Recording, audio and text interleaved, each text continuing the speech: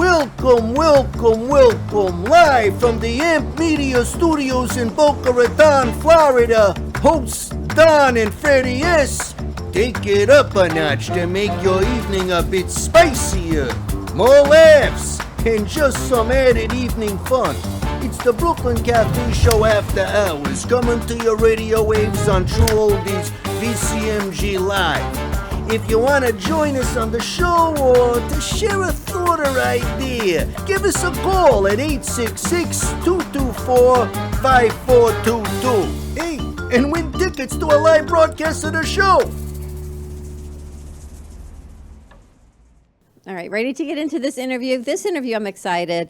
His name is Vince Santilli. He is the CEO of Homes for the Brave, which is located in Connecticut. It's about our veterans, and there are housing facilities for our veterans, men's, and then he's got some exciting news about the women's as well. And hopefully I'll get to introduce Vince to Jennifer Corbin-Clarson, who is the host of Beach Jam Media. A lot about our veterans and to Russ as well, and he's doing great things, making great strides. Vince has been, oh my gosh, he was in the Penn Gazette. He was written up. Went to University of Pennsylvania, so he knew Chuck. They actually went to middle school, I think, together. So when Chuck reconnected with him, I said, I have to meet him. And what a great guy. So let's bring over Vince. How you doing? We're doing tremendous, Dawn. And hello, Freddie. Every day, no matter what's happening here, tremendous is the response on that. And again, we're really blessed and fortunate to be able to help and support and guide the men and women that have really protected all of us. And Vince has been with Homes for the Brave since 2016, correct? Yes, indeed. 8 years and going on 4 months, Dawn, and it's been quite a journey. And I'd love to hear your backstory, because you didn't just suddenly end up in Homes for the Brave because it was a job opening. You have a personal story to this. Well, yes, and it's important to note, I know you're in South Florida, and that's where I was raised, actually in Miami Lakes, Florida, and went to Hialeah, Miami Lakes Senior High School. I'm a proud graduate of HML, which was a very, very special place. I know it's a little bit different now than it was then, but just an incredible school, incredible place to go to high school and meet so many terrific classmates like your husband, Dawn. And, my dad was a U.S. Army veteran. He served in World War II. Crazy, he wasn't even born in this country.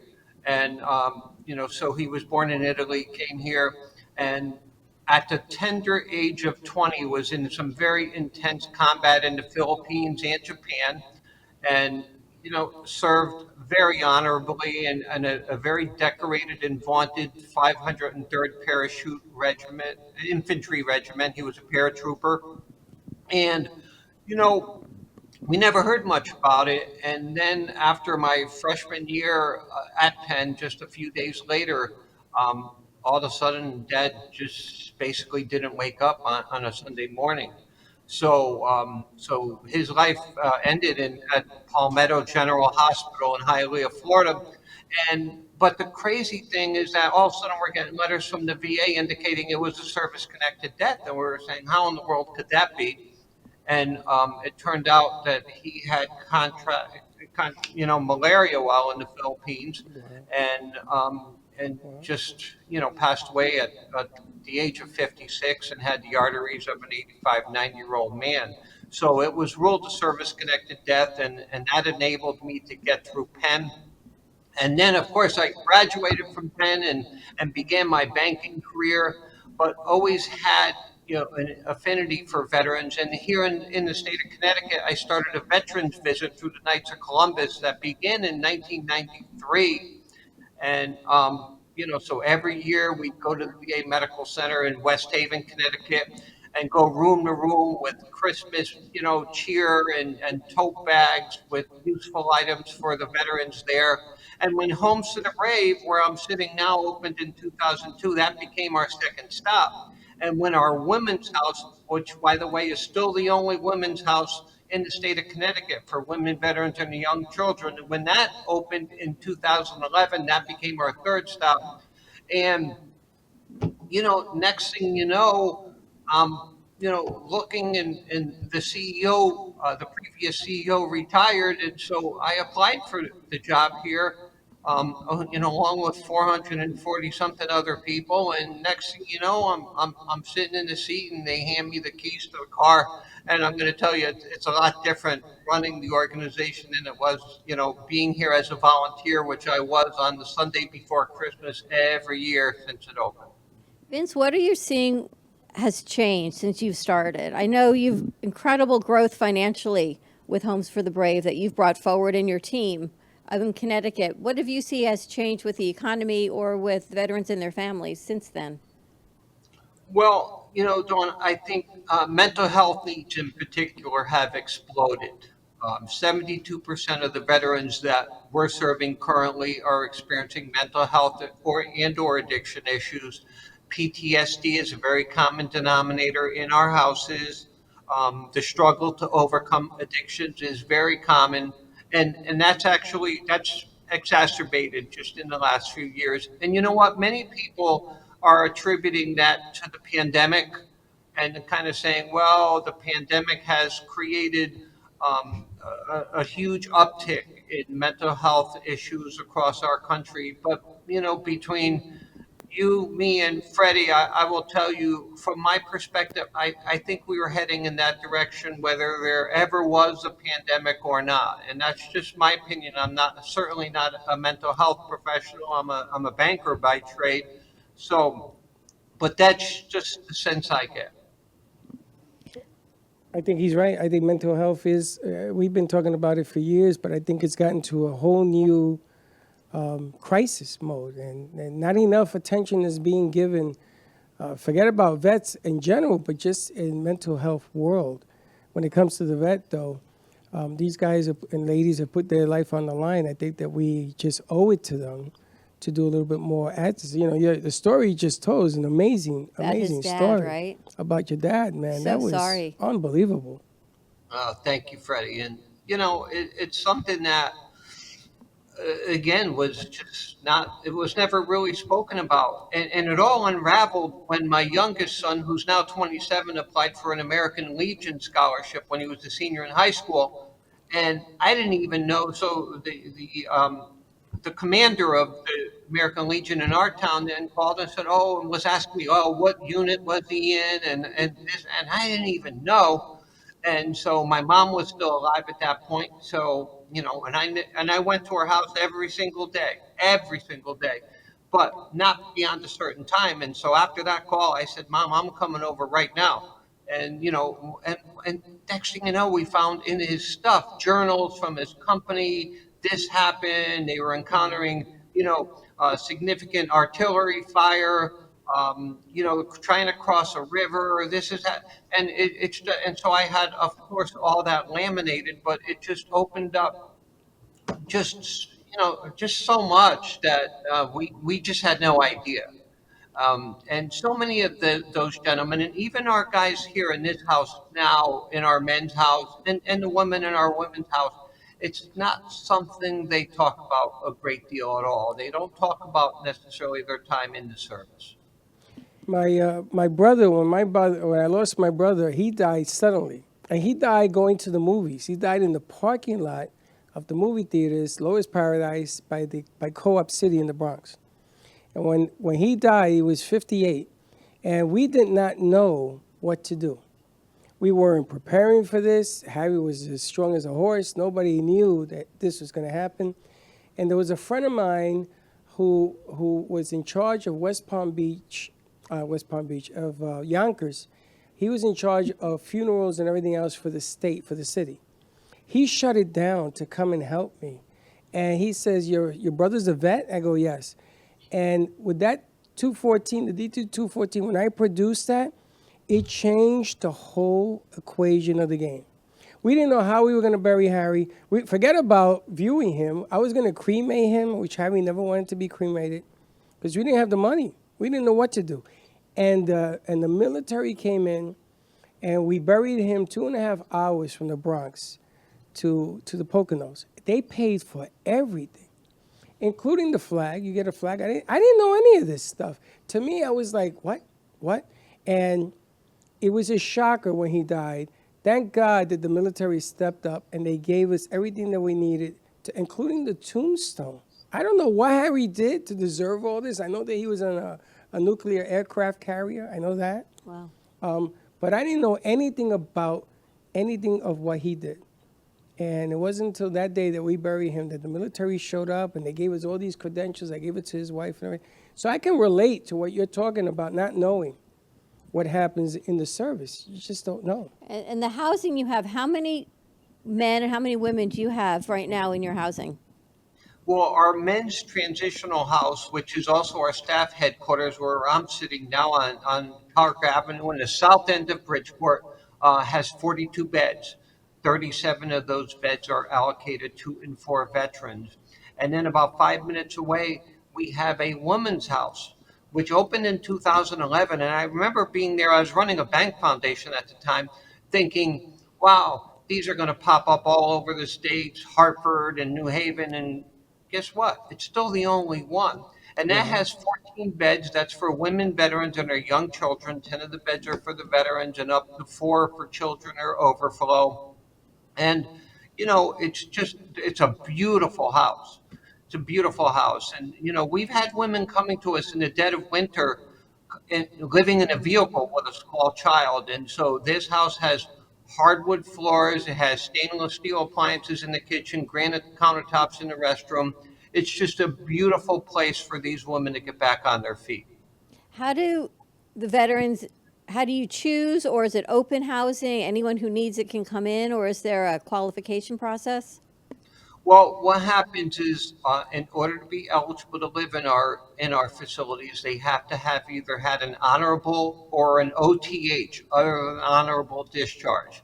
If they had a dishonorable, they're not eligible because, you know, each night one of these men or women has their head on one of our pillows. We'll put it that way. We get compensated by the VA, reimbursed by the VA. It doesn't come close to covering what the expenses truly are, but that's the way that works. And so they have to have met those criteria. And so the VA has a hot team, homeless outreach team, that will then hear, oh, we have a veteran here or there that's just got evicted, or is on the street, or is just living in a vehicle or whatever, and then they'll refer that man or woman to us. And then over time, I mean, in my 8 years, we've had a number of veterans that show up at the door and say, look, I have no place to go. Or we get a phone call and say, there's a veteran just came off the train from a different part of the country, because we have men and women from all parts of the country, okay, that end up, staying with us.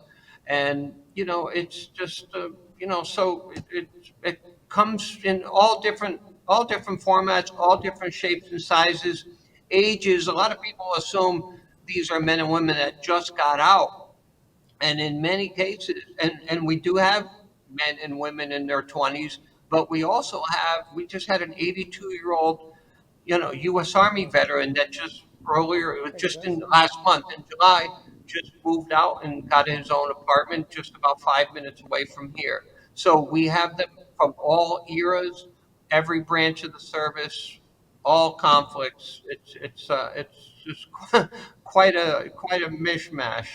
And the other thing you do that's so inspiring, it's a little bit of what we get to do here with the Ant Media Futures Foundation, is when you have someone who's gone through your program or lived in your facility, you actually have hired some of them that they would now oversee it, and they become the managers of the house. Yes, we have, house monitors, and we have peer support specialists in our facilities. And what we do in almost every case, in particular here at the men's house, um, they they're alums, as we call them, of our program. And I think this is really important because, for the men and women that are with us now, and in particular here at the men's house where I spend most of my time, guys are coming from all different scenarios, and we have some of them coming, their term of incarceration just ended. So now they're here. And so they can see this guy that's working at the desk and say, wow, he just lived here a year ago or 5 years ago or 10 years ago, whatever it might be. Wow, he also, I remember seeing him up in prison, and now here he is here and he's working here. And I think that sends a message that makes these men a beacon of hope, okay, a role model for the men that are here now. And again, it's valuable information they have. They've gone through the program. They've been able to get themselves back on their feet. They're living, they can't perform this role while they're here. They have to be, they have to have moved on and are living in a permanent housing situation. I wish you were here because I'm looking around the studio and I'm watching Sally's face. And your son was in the military, wasn't he? And he's having some rough times. He has, yeah, he has. But there's days when he's fine, there's days when he's not. So listening to anything like this, it really brings home to me what he actually went through. I mean, it's hard to imagine what these kids go through, but I've had firsthand information a little bit. He tells me, not everything. Yeah, Vince, I'm just looking around the room and I'm watching everyone so fixed on what you have to say, which is why I'm so glad that you're here. And that you say you don't have to be a Connecticut resident. No, absolutely not. No, we have gentlemen right now in this house from different parts of the country, from the Southwest, from the Southeast, and same women at our women's house as well. So, this is, they end up in Connecticut. And by the way, the VA Medical Center in West Haven and in here in Connecticut, they have a great reputation. So sometimes veterans come here from other parts of the country because of that. I mean, I've heard horror stories from different parts of the country where folks just to get an appointment had to wait weeks or months. And then so they come to Connecticut, and then, maybe a relationship goes off the rails. Maybe they're working and lose their job, or they begin to struggle with drugs or alcohol, and all of a sudden things start to unravel. It's really typically always those three things. Once in a while we get one of our veterans is coming to us. They were living in a house or an apartment. There was a fire, and so they're here on a temporary basis till things get squared away. But for the most part, it's those three factors that end up landing our men or women in our houses. I wanted to ask Vince, so there are no other houses like yours in the other states? Because I just heard a mandate in California where the governor now has told whoever it is that he told, they didn't say, to remove the homeless off the streets of San Francisco. And I mean, it's really a problem out in California because of the weather and everything else. There's a lot of vets, and they're moving into the mountains, which is, I found this so crazy. There are caves in the mountains in California where the veterans are holding up in there to live. So I want to know, do they have any program like yours out there? Oh, absolutely. I do believe, Freddie, and certainly California, the problem is like in the Los Angeles and San Diego Correct. area, Yes. Southern Yes. Cal, it's epidemic. It's really bad. I mean, you can't even walk or drive a couple blocks and people aren't out there with, signs or holding a cup or whatever the case might be. It's really bad. And they're trying to, address it. And it's difficult. I mean, it's a big, big, big mountain to climb, and it's unfortunate. And when you think about, in this country, again, these are men and women that have worn the uniform, and so should that be the case, I don't believe it's a lot harder than it really should be sometimes. And when we even look at our financial situation and we look at the reimbursement we get from the VA, it's nowhere close to what it really costs to run these programs, especially when you're also delivering mental health services. Our chief clinical officer is a doctor of clinical psychology. We have therapists on staff, and and they're needed. And it's not like you're saying, well, it's a luxury. It's not a luxury. It's an absolute necessity. And so, it's tough. It's tough, and there's programs all across the country that in essence are fighting the same battle that we are. And to raise some funds, they've got a big event coming up. Okay. August 17th, you have an event, Step Up for the Brave. And we've got some pictures here, Saturday, August 17th at the Sacred Heart University at the hockey arena. To raise money, we've got some pictures as well. There's a stair climb challenge, a walking challenge. I love this, though. There's a virtual walking challenge, which means you can donate, and there's a QR code as well. We can get you all the information. Register, and then send some monies, raise some monies for our vets. You know, it's unusual that I get into arguments with people, and I'm not, I'm not a pro at what Vince does or anything else, but it always behooved me how we can send monies outside of the country for different causes, for different things, for different weapons, for different this, different that. Take a look? And it always behooves me because if you were to take 1% of everything that's sent out and apply it to programs for our vets, you will resolve 80% of the problems that we're having. Because it all comes down to finances. It all comes down to money.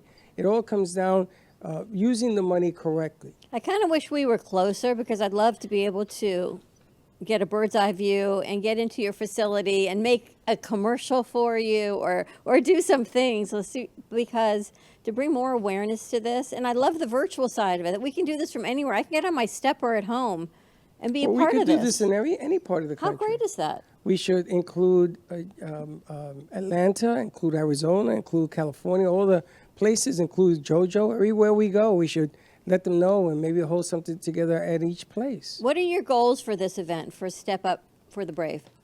Well, this is the 10th annual, so this is a 10th version, and it started with very modest beginnings, okay, in the minor league baseball stadium, which is just a couple blocks away. It's now the Bridgeport Amphitheater, so now great access to 6,000-seat amphitheater where you just had Chicago and somebody big just played there the other night. There was traffic all over the place. But it was a minor league baseball stadium. And so folks had 90 minutes. They could run up the stairs. They could, around the concourse, down the stairs, take as many laps as they can. The first year, it was 2015. It started off really modestly. 86 people did it. They raised about $16,000. Wow. Okay, it's grown each year. Last year, we had almost 500 participants. And what happens is, some people just go take a lap or two, listen to them. There's music playing throughout the arena. There are cheerleaders along the course. And so people just enjoy just being there. And it's a happening event. Okay, others, last year, a Navy SEALs candidate won it, and he did 22 laps. And this guy didn't look like a distance runner. He looked like he could play linebacker in the NFL. Wow. And at the beginning, he's flying around the course, and I'm thinking, he's going to slow down at some point. He just never slowed down. So he did, 22 laps, and it's just, it's quite a spectacle. And it's unique to our organization, people stepping up for the Brave.